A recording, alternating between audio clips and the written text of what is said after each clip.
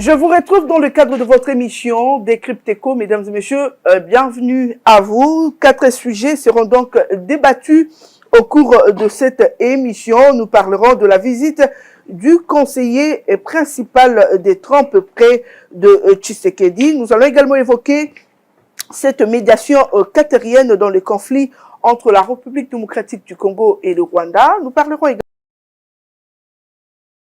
menée par l'IGF auprès de jeunes sur la corruption, et puis on va parler de le solde des militaires et policiers qui ont été majorés, une initiative salutaire mais qui fait en tout cas débat ces derniers temps, qui est au cœur des polémiques. Mesdames et messieurs, voilà là les sujets qui seront débattus au cours de votre émission. Pour cela, nous avons 2 invités. Il s'agit de Aimé Kabeya, on l'appelle le cardinal de la presse congolaise. Il est avec nous. Aimé Kabeya, c'est pas la première fois. Merci d'avoir accepté pour une fois notre invitation. Merci bien, Betty Tanfomou. Je vais remercier en même temps et dire un grand bonjour à tous les téléspectateurs qui nous suivent et en même temps aussi à mon co-débatteur. Nous sommes là d'abord parce que en tant que Congolais, nous voulons participer à ces débats républicains, éclairer la population, informer convenablement et mieux tous les Congolais et surtout éviter à laisser libre cours à la manipulation et aux fake news. Merci à vous, Aimé Kabeya. Face à lui, Tony-Antoine Dibendila, l'habitué d'ailleurs de cette émission. Tony-Antoine Dibendila, merci d'être toujours dispo pour cette émission. Merci Betty pour cette nouvelle invitation. C'est toujours un plaisir pour moi de prendre part à ces programmes Décrypteco. Vous savez, il y a plusieurs défis actuellement en République démocratique du Congo, et c'est à la fois sécuritaire, économique et autres. Et donc, c'est un honneur pour nous de prendre part à ces programmes pour éclairer le peuple et dire ce qui est bon à savoir pour l'opinion publique. Voilà, d'entrée de jeu, on va parler de cette visite du conseiller principal du président Trump chez Tshisekedi, Tony-Antoine Dibendila. Est-ce qu'avec cette visite, on peut espérer la paix dans l'Est de la République démocratique du Congo, ou les débuts quand même de quelque chose? Bon, c'est la poursuite d'un processus qui a déjà été lancé il y a longtemps, et c'est justement dans le cadre de la poursuite de ces efforts, parce que nous savons tous qu'il y a aujourd'hui un accord qui est en élaboration, en gestation, et qui prévoit les échanges. D'abord, c'est mine contre sécurité. La République démocratique du Congo regorge beaucoup de minerais, mais nous savons que dans sa partie est, il y a depuis les années 96, c'est l'instabilité sécuritaire totale. Et donc aujourd'hui, avec les contextes actuels, nous savons que plusieurs territoires du Nord et du Sud Kivu sont passés entre les mains de l'ennemi, et à Kinshasa, plusieurs solutions sont sur la table. Les gens réfléchissent comment en tout cas remédier à cette question, et donc entre autres cette coopération, ces partenariats privilégiés ou stratégiques qui peut permettre, qui peut aider la République à sortir de cette situation assez complexe. Et donc la visite de Massad Boulos, qui est le conseiller principal Trump en charge de l'Afrique, est un signe, mais après nous devons voir ce qui va arriver après, parce que déjà il y a aussi des craintes que c'est possible ou éventuel accord devienne une sorte de bradage des minerais congolais. C'est ce que les Congolais craignent en tout cas. Voilà, mais il faudra regarder de plus près les Congo à ces minerais. Mais est-ce que nous, aujourd'hui, on peut dire que ça nous aide à sécuriser ou à stabiliser l'ensemble du territoire congolais? La réponse est claire, c'est non. Et donc, si cet accord, si ces partenariats avec les États-Unis d'Amérique peut aider à apporter quelque chose, à apporter une certaine stabilité, parce que sans paix, il n'y a pas de développement. Vous savez, on a déjà des vrais défis, ajouter les défis sécuritaires tels que ce qui se passe actuellement dans l'Est du Congo. Et voilà, c'est beaucoup plus compliqué. Donc vous êtes convaincu que c'est quand même le début de quelque chose? On souhaite que ce soit le début de quelque chose. On souhaite en tout cas, parce que jusque-là, nous avons suivi il n'y a pas longtemps les départements d'État américains. Ils ont dit qu'ils étaient en fait, l'accord est en train d'être analysé, c'est-à-dire c'est d'abord des histoires préliminaires. En tout cas, on n'est pas vraiment au fond de la question. Et donc, on veut voir où est-ce que ces échanges ou ces partenariats, cet éventuel partenariat pourrait aller, mais nous, en tout cas, les souhaitons à terme qu'il y ait un accord qui soit également avantageux, à la fois pour le Congo, mais aussi pour les ISA, une sorte d'accord gagnant-gagnant, mais qui pourrait, en tout cas, amener la paix et la stabilité longtemps recherchée par les Congolais. Voilà. Aimé Kabeya, malgré de rapports accablants, il y a eu des sangs versés, il a fallu cette proposition sur les minéraux de la part de Tshisekedi pour que l'Amérique réagisse. Aujourd'hui, vous, en tant que Congolais, comment est-ce que vous prenez la réaction de l'Amérique aujourd'hui? Merci, merci encore, Betty Tanfoumou, pour l'invitation. Je crois qu'avant que je ne puisse placer un mot et répondre à votre question, je vais d'abord commencer par rendre un hommage mérité au roulage brigadier Kabeya Senda Fiston. Un Congolais qui est parti alors qu'il ne devait pas partir. Un Congolais qui a été fauché dans l'exercice noble de son métier par l'excès de zèle. Il a été fauché de suite de l'arrogance des gens qui pensent qu'ils peuvent marcher impunément sur la vie des gens. Je vais saluer et rendre hommage à ce Congolais-là parce qu'il le mérite aujourd'hui. Je suis indigné de la mort de ce roulage, Kabeya Senda Fiston, énormément choqué, indigné. D'ailleurs, plusieurs Congolais sont vraiment choqués par les circonstances voilà. On ne peut pas accepter, la vie de tous les Congolais sont sacrés. On ne peut pas accepter en aucune façon que, pour des raisons X ou Y, qu'il y ait des gens qui se décident ou qui se sentent avoir le droit de prendre la vie. Et de cette manière-là. C'est un père de famille aujourd'hui qui laisse des enfants orphelins. C'est un père de famille aujourd'hui qui laisse une femme veuve. Et je pense que notre justice, pour une fois, devra nous honorer. Nous voulons voir des coupables. Basala biso biloko basala gi bisote na balampadaire ba procès yo moto akanga mate mongwe limwa comme dans d'autres procès. Mais nous voulons... Voilà, c'est ce qu'attendent d'ailleurs. Mais nous voulons voir des gens arrêtés, déjà les gens de la garde rapprochée de Parti, la première ministre, il a été ils sont en garde à vue. Voilà. Ils sont en garde à vue. On voudrait voir des gens tombés, même des politiques. Mais au-delà de ça, la responsabilité quand même intellectuelle de la première ministre, que je pense qu'elle est engagée. Dans une histoire comme ça... Nous espérons que la justice va faire son travail. Dans une histoire comme ça, moi, je démissionnerai. Madame la première ministre, je démissionnerai à votre place. Deuxièmement, dans mon petit biscuit, pour répondre à ça, je voudrais vous dire... je veux saluer aujourd'hui tous les soutiens que le parti politique PDG a apporté au chef de l'État, apporte à nos vaillants FARDC qui se battent dans des conditions difficiles, à nos vaillants Ouazalendo, oyo tozo senga encore ba pesa bango ba moyen oyo sengeli ba futa bango nenge sengeli.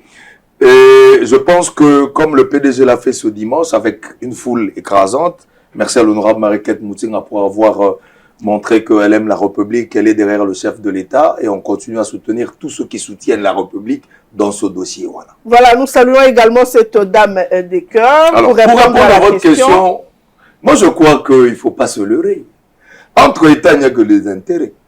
Que les gens ne pensent pas que les États-Unis, d'ailleurs, celui qui aujourd'hui gère la destinée des États-Unis, c'est un fin manager, c'est d'abord un homme d'affaires. Il réfléchit en tant qu'homme d'affaires. Les Américains ne nous feront aucun cadeau. Il ne faut pas rêver, il faut redescendre sur la terre. Il y a les États-Unis qui sont un pays, sont en train d'envisager, voir où leur intérêt se trouve, qu'est-ce qu'ils ont à gagner. On est dans cette logique-là. Ils viennent, on leur a proposé nos matières premières. Est-ce que nous avons eu le temps véritablement, nous en tant que Congolais, est-ce que nous maîtrisons d'ailleurs, ce que je voulais dire, est-ce que nous maîtrisons effectivement tous ces secteurs-là miniers? Parce que nous savons, on a appris qu'il y a beaucoup, le Congo a pratiquement cédé entre 70 ou 60% de toutes ces concessions minières à des firmes internationaux, à des firmes chinoises, à des firmes étrangères. Qu'est-ce qui reste? Qu'est-ce que nous avons nous-mêmes aujourd'hui entre nos mains qui pourrait intéresser les États-Unis? Question mark. Deuxièmement, cette histoire de minerais contre ceci, cela, on a fait ça avec les Chinois. Vous avez vu, ça n'a pas abouti, contrat chinois. Au lieu que la République gagne, ce sont des individus, une fois de plus, il y a eu quand même qui ont une gagné des définition individus. du contrat chinois et aujourd'hui, nous savons qu'il y a quand même des résultats. Cette redéfinition, elle est revenue. Il y a eu le premier accord qui n'a pas porté. On a vu beaucoup d'argent être présenté, mais la République n'a rien gagné de consistant. On a peur. On a peur qu'il y ait encore un accord de ce genre et que, connaissant nos hommes politiques, il faut le dire, qu'on se retrouve encore avec un partenariat où on a cédé des minerais et que la République n'en bénéficie pas. Mais, qu'à cela ne tienne, nous pensons que toutes les solutions sont bonnes et que le chef de l'État, en tant que garant des institutions, a la latitude de voir, de rechercher les solutions, mais nous prévenons, cette fois-ci nous serons regardants, il est hors de question que nous puissions brader la richesse de ce pays pour encore enrichir certains individus et que le pays perde. Voilà, et que le pays perde. Tony Antoine Dibendila, il y a jusqu'à aujourd'hui des divergences en interne. Vous pensez, on nous a parlé d'ailleurs d'un groupe de Congolais qui séjournerait aux États-Unis ils sont en train de chercher des voies et moyens, comment également ne pas faire accepter les États-Unis de signer cet accord. Vous pensez que le conflit interne pourrait aujourd'hui primer sur cet accord et que les États-Unis demain se diraient que non, on laisse tomber? Oui, je vais prendre cette question, mais je relève rapidement la question du regretté policier Kabi Asenda, puis à son âme en tout cas, lui qui a perdu sa vie brutalement, et donc ça a indigné et l'opinion publique et la société congolaise dans son ensemble. Mais je crois que c'est aller vite en besogne que de vouloir faire porter à la première ministre, chef du gouvernement, je dis Souminois, et je dis Souminois la question du décès du regretté policier. Et donc aujourd'hui, on sait qu'il y a, nous savons aujourd'hui qu'il y a une enquête, qui est en cours pour savoir ce qui s'est réellement passé autour du décès de notre compatriote qui ne méritait pas la mort en tout cas.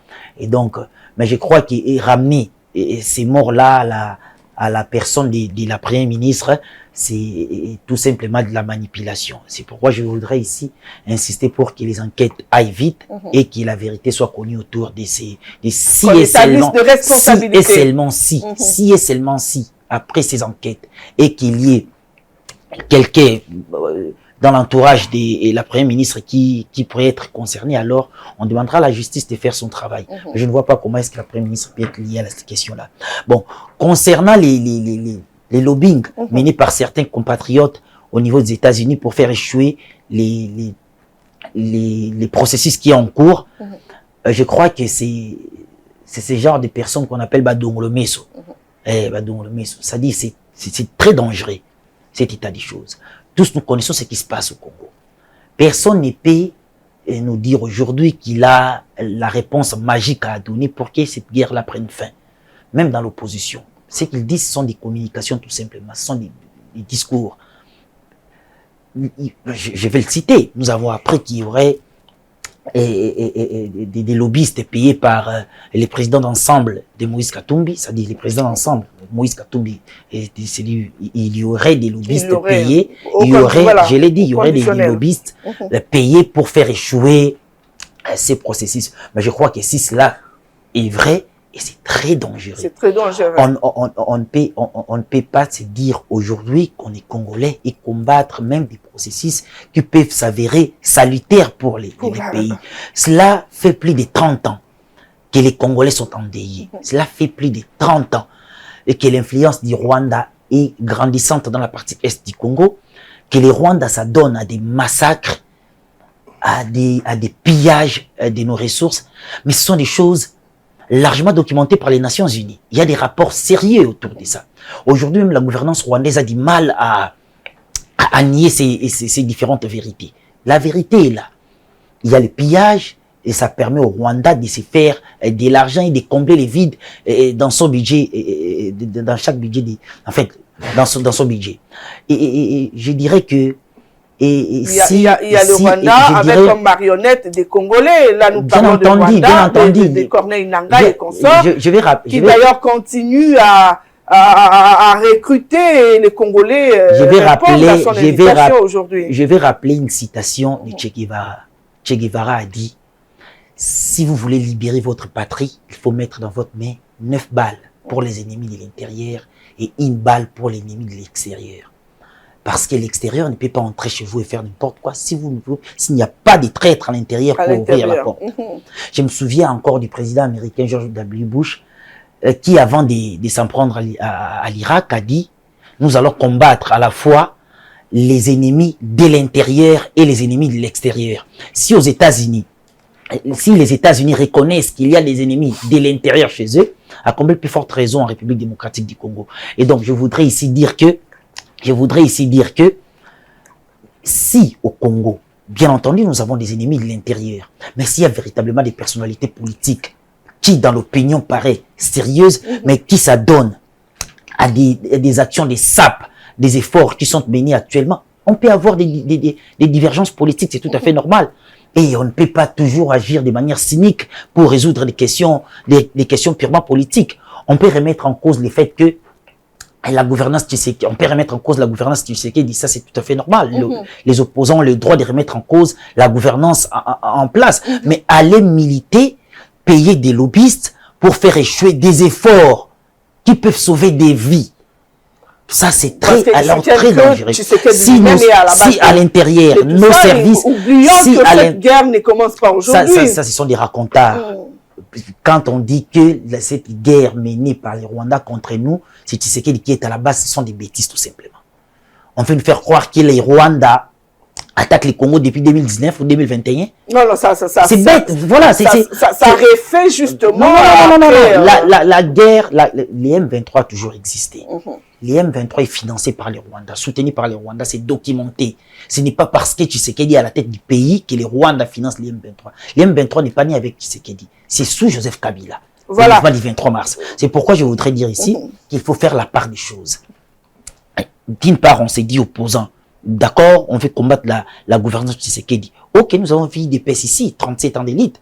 Nous n'avons pas vu certaines pratiques déjà aller se rallier. Quand tous les jours on se réveille, toujours on se réveille et on voit des personnalités politiques congolaises rallier les rebelles du M23 FC. Nous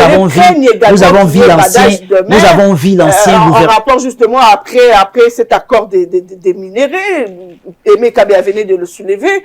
Est-ce que nous maîtrisons nous-mêmes ce qui nous reste ou ce que nous allons donner aux États-Unis d'Amérique au risque justement que demain, la RDC soit encore perdant. Est-ce que ceux qui payent des lobbyistes, on lit l'accord et on conclut que véritablement il y a bradage? Voilà, on ne peut pas mener des actions sur base des suppositions ou sur base des allégations qu'on veut se créer soi-même. Donc voilà, la réalité, je l'ai dit aujourd'hui, je viens de le dire, il faut voir comment est-ce que ces processus, on peut s'en prendre à ces processus une fois l'accord est prêt et qu'on se rend compte qu'il y a vraiment des choses à redire, on peut mener des actions. Mais on ne va pas se dire, voilà, on paye des lobbyistes déjà en amont pour bloquer un processus parce qu'on s'est dit, c'est du cynisme. On s'est dit, si ça marchait et que les États-Unis venaient dans la région, cela pourrait stabiliser justement les Congos. Et voilà, on mettra cette stabilité à la tête de Tshisekedi. Il aura beaucoup de faveurs au sein de l'opinion. C'est ça les combats. Vous êtes bien d'accord avec Tony Antoine Dibendila lorsqu'on dit il faut qu'on se réunisse justement pour bouter ces lobbyistes qui aujourd'hui vont de pays en pays pour combattre la RDC alors qu'ils sont congolais eux aussi. Vous savez, c'est amusant. Hein? Je trouve que c'est un peu ridicule. C'est justement ce qu'on est en train de décrier tous les jours. C'est cette fuite en avant. Celle de dire, c'est toujours les autres. Celle de considérer que dans ta maison, quand tu ne sais pas nourrir tes enfants, c'est la faute du voisin. Je trouve que c'est quand même un raisonnement tordu, ça. Quand tu ne sais pas éduquer tes enfants. Mais trouvez-vous normal qu'un enfant de la maison puisse combattre justement sa maison si je pour peux des terminer, raisons que lui-même si je peux terminer pour que vous me compreniez. Allez-y. Il y a de l'autre côté un raisonnement qui ne me semble pas responsable. Vous avez vos enfants chez vous à la maison. Quand vous les gérez pas bien, c'est pas la faute du voisin. Quand vous n'avez pas su inculquer les valeurs morales à votre fils et que demain c'est un Kuluna, c'est la faute de la venue. Par là, vous voulez dire quoi? Ce que je veux dire, c'est ceci à un moment donné. Arrêtons avec ces histoires-là. Arrêtons. On doit être sérieux. À un moment, on ne va pas continuer à tout le temps considérer qu'il y a toujours, quand on ne sait pas faire quelque chose, c'est que forcément il y a quelqu'un qui nous a bloqués. Moi, je pense que la meilleure approche, c'est de dire, est-ce qu'on a bien fait les choses? Est-ce qu'on a mis en place la meilleure méthodologie? Est-ce qu'on n'a pas fauté par rapport à l'approche qu'on a eue? On ne peut pas réussir aujourd'hui. La RDC ne va pas réussir si elle continue à penser que c'est à l'autre de tout faire pour lui, que le pouvoir de Tshisekedi est combattu forcément. Oui, le pouvoir du président peut être combattu. Ça fait partie du jeu démocratique. Mais au-delà de tout, moi, je pense que avant tout, il faudrait s'interroger personnellement et dire, est-ce qu'on fait bien les choses? Est-ce qu'on a bien réfléchi? Est-ce que les gens qu'on a mis... D'où les consultations initiées par le chef de l'État. Justement, est-ce qu'on a mis les gens qu'il faut à la place qu'il faut? N'en veut pas. Est-ce qu'on a mis les gens qu'il faut à la place qu'il faut? On attend les résultats avec quel type de personne? Je sais pas, je me pose la question. On a un pays en guerre. Quand on a un ministre de la Défense qui a comme cursus scolaire, qui a fait les sciences médicales, je vais prendre ça de façon générale. Un pays en guerre, et vous avez un ministre en même temps de la Défense. C'est lui qui doit élaborer l'intelligence de toute la défense de ce pays. Ce ministre-là, il a fait les sciences infirmières. Alors, je me dis, on s'attend à quoi? On s'attend véritablement à prendre les choses au sérieux. Vous avez aujourd'hui cette histoire d'incompétence, cette histoire, on est en train de crier chaque jour les gens qu'il faut à la place qu'il faut. C'est tout ça qui nous tue. Je voudrais revenir rapidement sur ce que mon confrère a dit. Quand il a parlé de Judith Souminois, il disait qu'il ne faut pas qu'on s'attaque à être de la manipulation. Nul n'est au-dessus de la loi. Le régime des intouchables, s'il vous plaît. Quand même qu'on a le résultat de la justice avant justement d'indexer. S'il vous permettez, je pense que la première ministre. Je connais cette émission, une émission démocratique, qui se fait dans le respect des normes. Je pense que je ne peux pas laisser quelque chose comme ceci se dire sur ce plateau. Il y a quelqu'un qui est mort. Il y a un père de famille qui est mort. Il y a un frère et un oncle qui est mort. Avec autant de légèreté, je ne peux pas accepter que quelqu'un puisse que l'on puisse banaliser un acte autant odieux. Kabea Senda, c'est un Congolais. De la même façon, on est en train de décrier des gens qui meurent à l'est de la République, chose qu'on n'accepte pas. On ne peut pas accepter que des gens soient tués inutilement. Inutilement! Par un excès de zèle et puis par de l'arrogance. Justement, je voudrais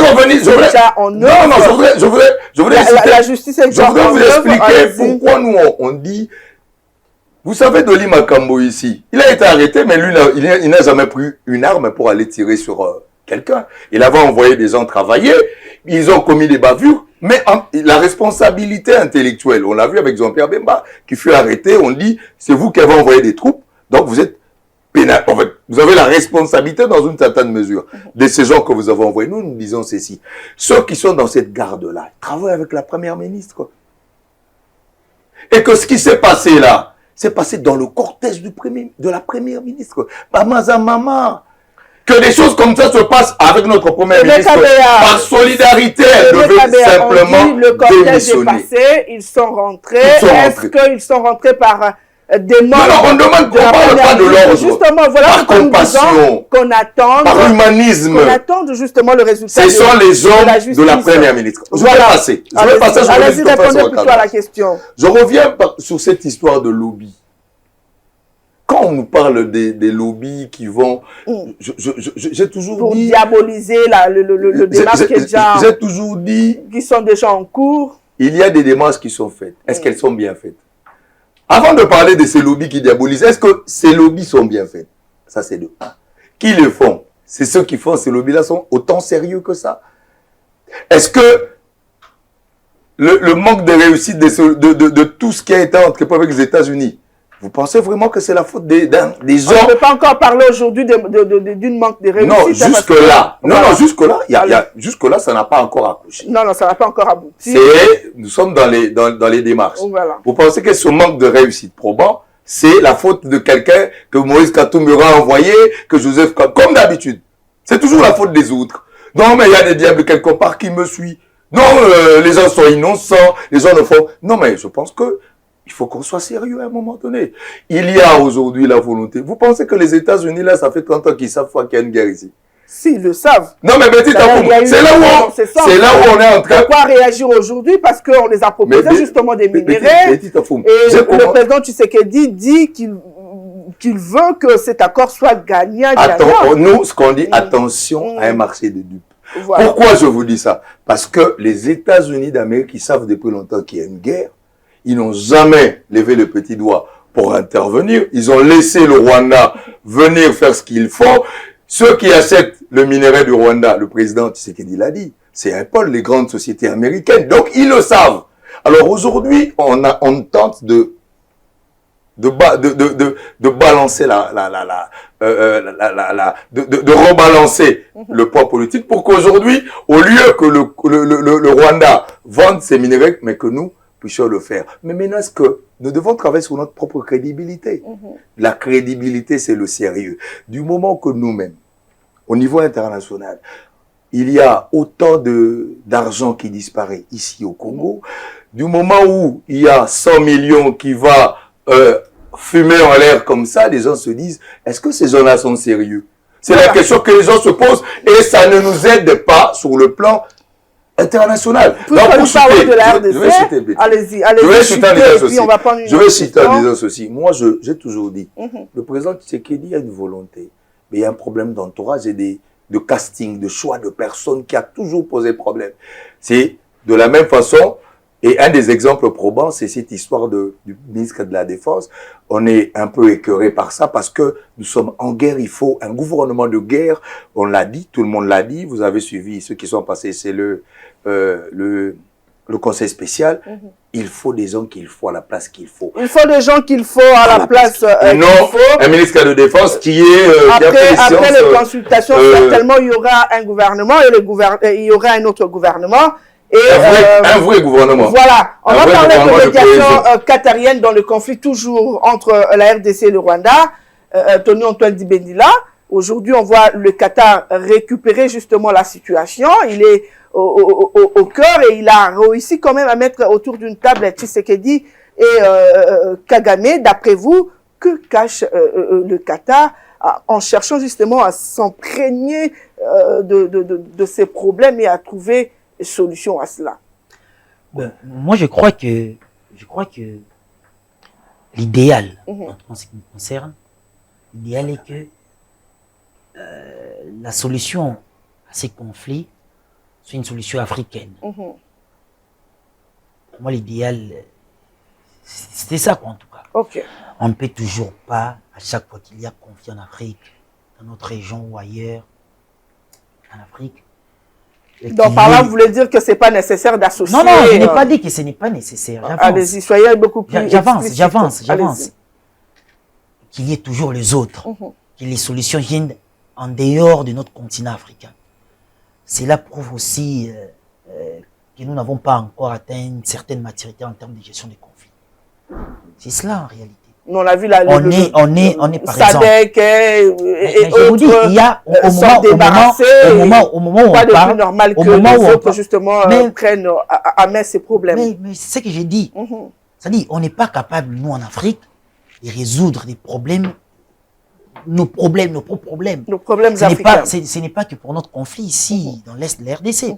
Mais si vous regardez un peu plus loin à l'Ouest, l'Alliance des États du Sahel, c'est parce que justement la CEDEAO n'a pas su gérer la question de ces 3 États, ils se sont retirés.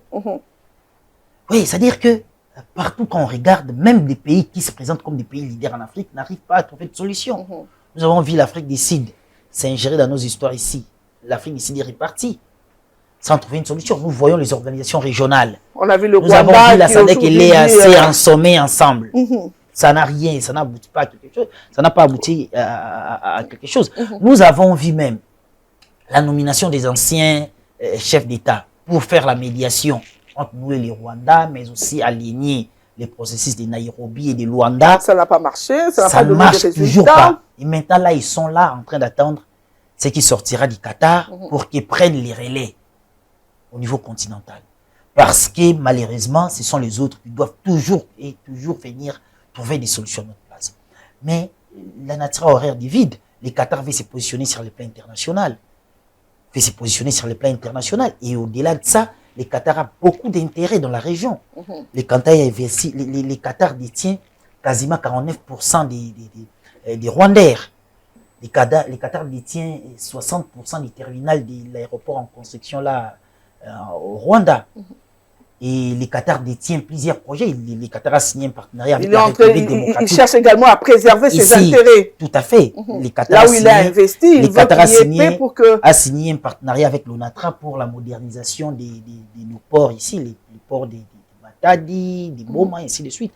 C'est-à-dire qu'il y a des intérêts importants à protéger. Vous voyez, le Qatar s'est invité. Nous avons vu Kagame a refusé d'aller voir Lorenzo, mais il est allé vite. Au Qatar, ils se sont rencontrés, personne ne s'y attendait, personne n'attendait à ce que le président Tshisekedi et Paul Kagame se retrouvent comme ça. C'était vraiment... Prochain rendez-vous, c'est pour bientôt. Voilà, là maintenant, le 9 avril, il est prévu le début des négociations directes entre les M23 et Kinshasa. C'est même M23 qui ont refusé d'aller à Luanda quelques heures avant les débuts, alors qu'ils avaient donné leur accord. Donc, c'est-à-dire pour dire que nous, Africains, jusque-là, nous n'avons pas la maturité nécessaire pour résoudre nos conflits ici à l'interne. Et ça, c'est très dangereux. Les Qatar s'est invité pour préserver ses intérêts économiques dans la région, pour se positionner sur les plans internationaux de plus en plus. Les Qatar viennent gérer, c'est les Qatar qui gèrent les conflits Israël-Palestine. Vous voyez, le Qatar veut résoudre aussi ces problèmes qui nous dérangent ici au Congo. On serait heureux si l'aboutissement de ces processus est positif pour les Congo et que les vies humaines sont préservées. Voilà, Aimé Kabea, le 9 avril, début des négociations entre la République démocratique du Congo et les M23. Et c'est le Qatar qui a mis tout le monde d'accord, puisque Tshisekedi et Paul Kagame étaient autour d'une table.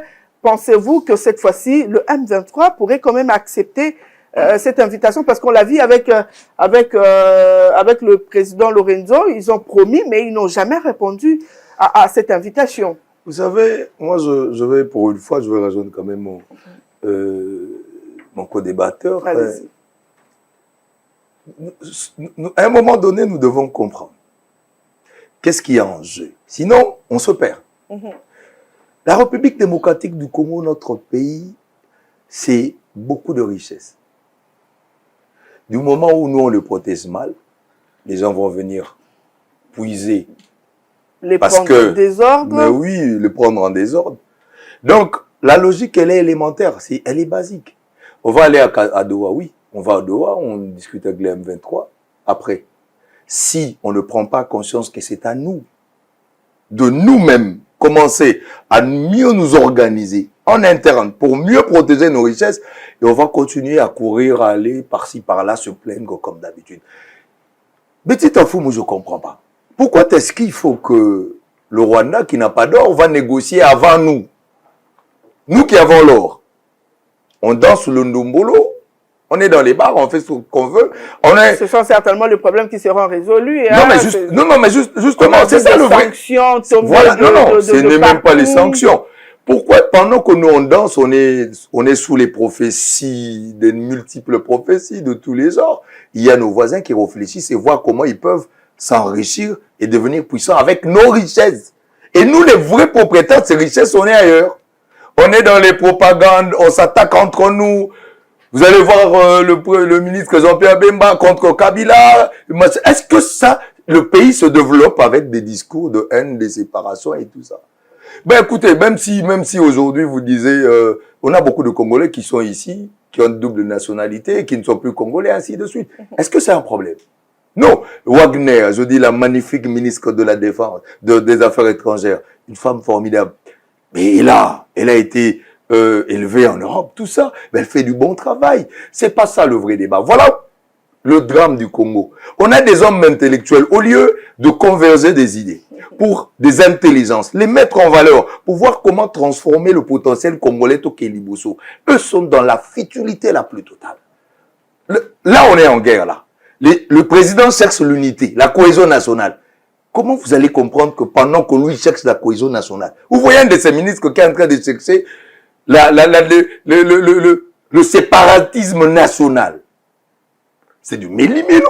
Il ne le parlait pas en tant que... Non, un ministre, c'est un ministre. Il a toute sa casquette. Il a toutes ses casquettes. Il a tout ce qu'il a. Il parle en tant que moi, je dis... Congolais également, il a le droit de réfléchir. Hein, non, oui, non. Pour moi, je dis, vous réfléchissez. Mais au nom de l'amour du pays. Arrêtons de chanter ici, on aime le pays. Vous ne pouvez pas aimer le pays et encourager le séparatisme. Non, encourager le séparationnisme. Vous ne pouvez pas aimer le pays pendant que le président veut que Congolais Sangana, toi tu cherches à créer des conflits supplémentaires inutiles. Je voudrais chuter en disant Doha, c'est bien. Le Qatar, ce sont des hommes d'affaires. Comme les États-Unis. Ce sont des affaires. Les États-Unis viennent parce que Doha Pazotala, na Rozouani ni Nakati. Ils cherchent également à protéger. Le Rwanda aussi avec le... Non, attendez, voilà. Le Rwanda aussi, Yépe, Nazouayi. Tous ces gens-là ne viennent pas parce qu'ils nous aiment. Le Congolais doit comprendre que tous ces gens qui sont là, c'est un problème d'intérêt, de calcul. Nous devons nous réveiller. Comprendre que nous avons des intelligences. Bato biso to sundolara. Bato ma yele bele bana Congo to sundolara poto zo ba cousin, ba camarade, ba nani. Des gens qui en réalité n'ont pas les vraies compétences et nous abandonnons les compétences. Tant que nous-mêmes on ne saura pas prendre à bras le corps la question congolaise, nous outiller suffisamment, nous organiser suffisamment pour tout éliminer la Congo, topé sango valeur et plus jamais le Rwanda wana. Est-ce que vous voyez le Rwanda au Angola? Voilà, on va changer de chapitre. Cette fois-ci, on va parler de cette campagne de sensibilisation menée par l'IGF auprès de jeunes sur la corruption. Vous le savez d'ailleurs, on en a parlé ici à Ecofilm Télévision. Le chef de service Jules Alinguetekei était en tournée dans le Lualaba justement pour sensibiliser ce jeune-là, Aimé Kabea. Ah, n'habitez pardon. C'est ça, je veux le dire, Alinga. Au quotidien, na rayon na biso. Jules Alinguetekei. Je vous dis, ce monsieur-là, il m'a épaté plus d'une fois. Lui est Constant Moutamba.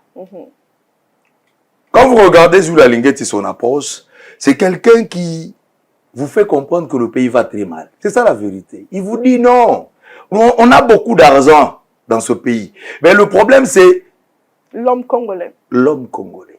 La culture du vol et du détournement. La culture malsaine du vol et du détournement. Qui nous a amené aujourd'hui. On n'a pas construit notre armée. L'armée, le président a dit que tout c'est un fourre-tout. Beta, c'est pas moi qui le dis. C'est ça qui va aller là-bas, pas chef de l'État. Il faut tout. Papa, Jules Alinguetekei, il fait une campagne, il dit des choses, deux choses pour captiver. Alinguetekei vous dit, mais bateau le bazo, piaka, projet où il faut aider les Congolais. Projet le quoi à l'hôpital, et ça là que bateau, bazo à soins médicaux. Bateau, projet le là. Projet ya école pour banana biso batanga bazo yiba projet ya école pour banana bazo maele. En quoi ils sont différents na ba M23 o pe bazo ya piller biso mbongo? Ils sont différents en quoi? Mon frère ici a évoqué un grand maquisard ici, Che Guevara, qui disait que quand il y a une guerre, il faut réserver 9 balles pour nos ennemis internes. Bango wana débatté kara. Le vrai pont, il y a M23, il y a Rwanda, c'est les ennemis internes. Betita Fumo entre nous tout à l'heure. Qui sont les ennemis internes? Bato Baïbagi Mongo ya fourrage dans lampadaire Mongo et Limon, ce sont les ennemis internes. Ils ont empêché ce que la République est dans la fourrage à bien, les Congolais sont bien. Bato Baïbi, 100 jours. En quoi ils sont différents dans ma makenga? Je dis, voilà pourquoi j'encourage au Balobaki à tribunal financier, je crois, je ne sais pas si c'est ça le terme. Le parquet financier. Le parquet financier. Papa, bano bakangara po bayibi bakiti. Bocha baoti kano bana wana ko wayiba kiti yibi soso. Le prison doit être consacré na batoyo qui ont la gestion de l'État, mais qui sont en train de nous appauvrir. Le problème c'est que Dieu to, mon ayo la rema wa, muto batu. Ani pe na bayidi na bien. Mais niveau bayibi mbongo entourage na bato ba pied bango ba posto. Babomelier na sérieux, na crédibilité, les gens, il faut le dire. Comment on doutait na petit sekeni. Eh bien, tipona aroloba organiser te nzokande yanga na signaka biloko. Mbongo ebima. Mais entre Muto Adjwagi Mbongo, Akena, on était 70 millions, il avait signé. Baso de moto, tala so de moto basé la biso. Baso de moto basé la biso. Wapi ba avion. 60 avions, on a budget. Toi, c'est la 60 avions, tu l'es là. Wapi ba taxi maritime, on va dire que biso que tu vas nous tambola. Ok, na maluko tu na taxi. Au saluer, vous avez salué la démarche de et nous dénonçons bateau bazoa pauvrir biso. Pour que et Simba justement parce que il vise la jeunesse, il vise la classe, au mitula bango ezala no fraîche pour que inculquer bango justement ces valeurs wana ya koyibate. Pour que Simba, mission wana, qu'est-ce qu'il doit mettre en place justement pour que Simba...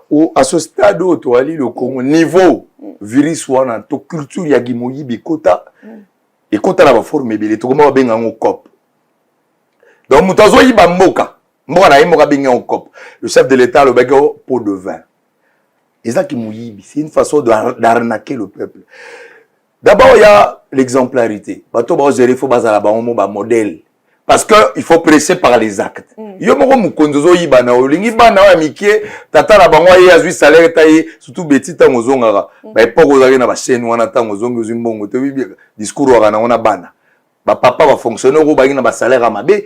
Ils sont en train d'inculquer à leurs enfants que metala mboka okutu ba yibi biso et tout ça ça n'aide pas. Deuxièmement, il faut un leadership fort.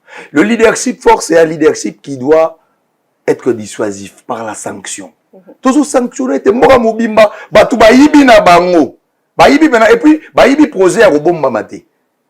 Lampadaire, baya balubango na TV. Lampadaire, 71 millions, biso tout au monde.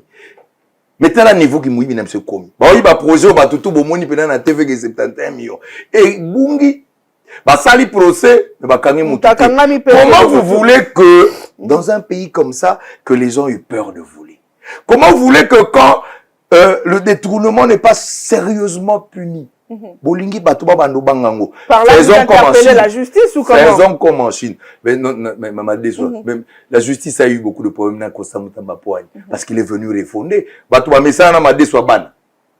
Batouba Messana Made Swabana, c'est ça le problème. Le leadership, un véritable leadership, au-delà des discours, parce que les discours, bon, on les connaît, on est habitué, mais au-delà des discours, il faut des gens qui incarnent cette lutte-là dans la dissuasion, ça veut dire dans la sanction. Il faut qu'il y ait des sanctions. Le roi Nassine, est-ce que tu as vu que Nassine, il y a un ministre qui va gagner pour $1,000? $1,000. Oui, oui, ça c'est... $1,000, bah, quand même, 7 ans. Et après, on n'a pas vu le ministre disparaître, René Tomoni Kaba. J'ai été écœuré, Kaba, après Kimineo, Tony Antoine Dibendila, avec cette jeunesse justement majoritairement au chômage, pensez-vous que la campagne que mène aujourd'hui l'IGF va aboutir? C'est-à-dire que on parle des voleurs et des détourneurs des deniers publics. Les voleurs d'aujourd'hui étaient enfants ou jeunes hier.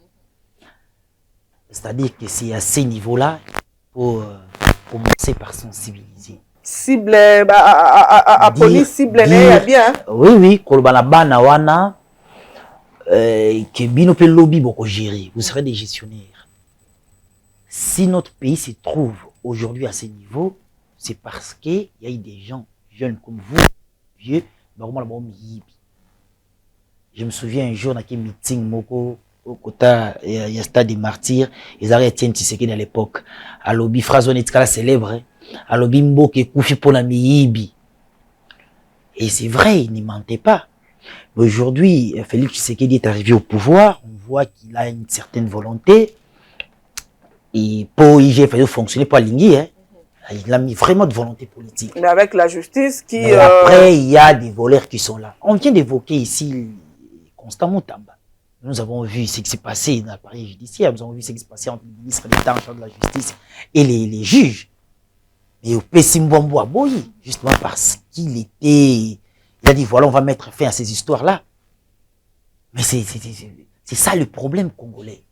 C'est-à-dire qu'on est dans la culture de la facilité, dans la culture des chances et l'eau pamba, dans la culture des rêver aujourd'hui, et demain tu deviens millionnaire, personne ne te posera la question. Personne. Personne ne te posera la question. Tu ne fais rien, mais tu deviens quand même millionnaire. Et même quand on t'amène là à la prison, voilà laquelle on a ma cala pour quand tu es bimbongo, na ba juge ba olenge la ye. Papa bizarre wapi. Ce sont des pratiques à bannir. On te garde là une année au bimina.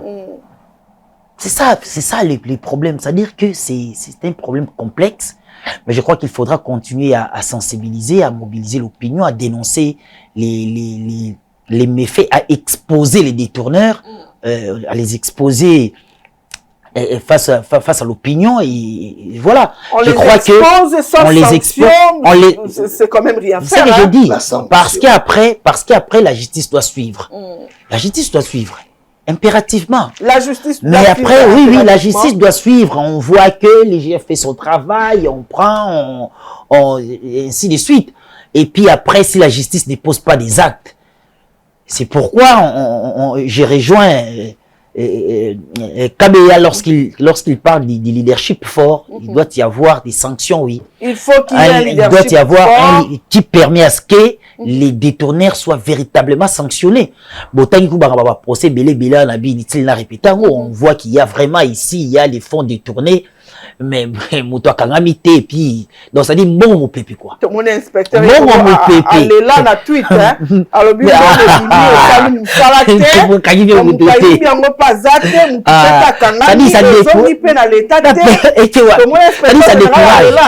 ça décourage mais on parle de 71 millions. Combien d'écoles, combien de centres de santé, combien de kilomètres de routes asfaltées. On va prendre le dernier sujet, il s'agit de soldes de militaires et policiers qui ont été majorés, une belle initiative, Aimé Kabeya, mais le Congolais se plaignent du fait que cette initiative n'est pas passée par des circuits budgétaires officiels. Ben, notre pays, toi, un problème, hein. Bon, on va appeler ça. Bon, la police, mais il faut quand même respecter la procédure. Non, mais allez-y, non? Allez-y. Dans la procédure, il faut baser bon horaire à Moukié. Bon, on a bon Moukié dans la procédure, n'est-ce prévu. Il faut sortir de la procédure vu les besoins, les exigences de l'heure pour c'est là-bas. Donc, c'est un cas de figure, c'est au grand problème, au grand mot, grand remède. Le gouvernement, pour une fois, Madame Souminois, dont je n'apprécie guère sa façon de travailler parce que je trouve que c'est une femme qui a fait perdre du temps à la République, le temps où Rosana, ministre compétent qui est Liboso. Oh là là. Mais au moins, c'est l'une des actions on a fait en avant. C'est ce que vous dites, hein, Aimé Kabeya. Non, elle nous a fait rater l'occasion avec un meilleur leadership. Donc, malheureusement, on a eu elle. Voilà. Mais, néanmoins, je salue. C'est sous son gouvernement qu'il y a Jude Simina qu'il y a eu quand même une majoration conséquente. Il faut saluer. Maintenant, dans le circuit, ça, il faut qu'on le dise, il faut réguler Makambu, mais au grand mot, les grands remèdes, le gouvernement s'est battu pour Aluka, après ça quand même moyen, et nous ce qu'on salue, c'est d'avoir majoré ce salaire, mais c'est encore insignifiant. Il faut penza pour encourager les troupes, pour encourager tout le monde. Tonton Antoine Dibendila, est-ce que demain cela n'exposerait pas les pays à un potentiel risque de détournement parce que il a dit circuit est normal Tembongo et Bimi, mais également nous avons suivi les Ouazalendo, l'un de leurs représentants qui se plaignait, qui dit que non, si militaire, mais Ouazalendo va tenir compte na bangote. Je crois que l'augmentation de la solde des militaires et policiers doit être un premier pas, doit être vu comme un premier pas, parce que la finalité qu'il faudra améliorer les conditions intégrales de vie des policiers et des militaires, c'est-à-dire on parle de la prise en charge de leurs enfants, la scolarité, la santé, ainsi de suite. Et même les conditions là où ils vivent, c'est-à-dire il faut aller voir les camps des policiers, même les camps militaires. Je crois que les conditions ne sont pas réunies. On ne peut pas garder les gens dans des conditions comme ça. Je crois qu'il faudra peut-être construire aussi d'autres camps ou ériger d'autres blocs dans ces camps-là pour permettre à ce que les militaires et les policiers vivent dans des conditions vraiment acceptables. Et donc, je crois que si vous avez évoqué l'histoire, il y a Ouazalendo. Les Ouazalendo sont en quelque sorte considérés comme les réservistes. Je crois qu'il y aura des enveloppes réservées pour eux parce qu'il y en a toujours. L'État congolais, on est face à des défis sérieux, sécuritaires, et nous avons vu combien est-ce que ces patriotes ont été importants pour la patrie. Et donc, je crois qu'on va penser et puis à évoquer la question des circuits et ainsi de suite, voir d'abord ce qui est fait. Il ne faut pas toujours voir une bouteille à moitié vide. Voilà, c'était là le dernier sujet de ces numéros. Nous sommes arrivés pratiquement à la fin. Tony Antoine Dibendila, votre dernière parole? Oui, mais ça a été un plaisir, comme je l'ai dit au début, de partager sur les Congos. Je crois que ceux qui nous ont suivis ont quand même capté l'essentiel de nos différentes interventions et que Dieu bénisse les Congos. Voilà, Aimé Kabea, votre dernier mot par rapport à... J'ai toujours été au milieu du village. Ici, je voudrais saluer quand même notre justice, la justice militaire, qui a convoqué 2 fois le professeur Robert Minakou, qui a été relaxé parce que monsieur est innocent. C'est un Congolais qui aime la République, qui milite dans l'opposition, dans le PPRD, qui a rendu en ce moment ce parti très fort. Et nous le souhaitons bien des choses, qu'il continue à vouloir ce qu'il veut pour la République. Ça veut dire que le Congolais soit bien. Merci. Voilà, merci à vous, Aimé Kabea, d'avoir répondu à notre invitation. Merci également à Tony Antoine Dibendila d'être toujours dispo pour cette émission. Vous nous avez suivis, vous l'avez donc compris. Il y a eu 4 sujets qui ont été débattus au cours de cette émission. On a parlé de cette visite effectuée par le conseiller principal du président Trump chez Tshisekedi. On a également évoqué la médiation qatarienne dans le conflit entre la RDC et le Rwanda. On a évoqué également cette campagne de sensibilisation menée par l'inspecteur général chef de service Jules Alingete Ekei, et on a chuté avec les soldes des militaires et policiers qui ont été majorés. Cette initiative salutaire qui, bien évidemment, pose encore polémique jusqu'aujourd'hui. Mesdames et messieurs, merci de nous avoir suivis. Je vous retrouve prochainement avec d'autres sujets autour, peut-être avec d'autres invités. Au revoir.